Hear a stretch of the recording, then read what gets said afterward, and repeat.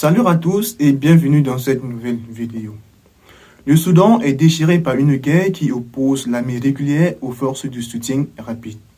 Pour comprendre la genèse de cette guerre, remontons dans le temps.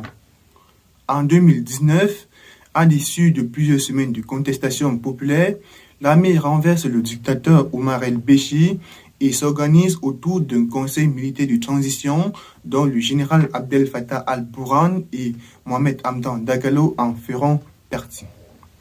En 2023, une rivalité naît entre les deux du fait du partage du pouvoir et de l'intégration des forces de soutien rapide dans l'armée régulière. Le 15 avril 2023, de violents affrontements éclatent à Khartoum entre l'armée régulière et les forces de soutien rapide.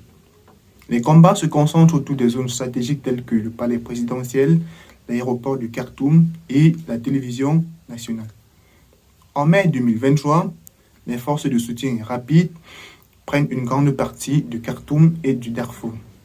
L'aviation militaire tactique soudanaise, de par leur supériorité en appareil, soumet Khartoum à une salve de bombes.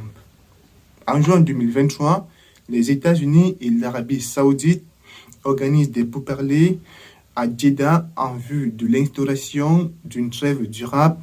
L'initiative s'est soldée par un échec puissant. En juillet 2023, les combats s'étendent à El Geneina. Les forces de soutien rapide sont accusées de génocide à caractère tribal sur le peuple massalite. Les villes entières sont rasées. Les ONG montent au créneau et dénoncent des crimes contre l'humanité. L'armée régulière fait un repli tactique à Port-Soudan où elle y installe un gouvernement provisoire. En 2024, le conflit plonge le pays dans une crise humanitaire d'une ampleur inédite. Les massacres se multiplient au compteur, 10 millions de déplacés internes, 1,5 million de réfugiés dans les pays voisins et près de 20 000 morts. Le FSA continue sa progression vers le centre et l'ouest, tandis que l'armée régulière, l'est et le nord.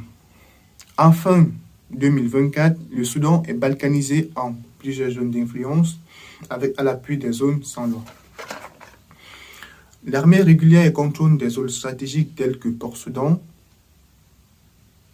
la mer Rouge et Atbara. D'autres milices locales naissent, les unes pro-armée et les autres pro-FSA. Les rapports d'ONG évoquent le soutien discret des pays comme l'Égypte et l'Arabie saoudite à l'endroit du général Hemeti et les Émirats arabes unis et la Russie à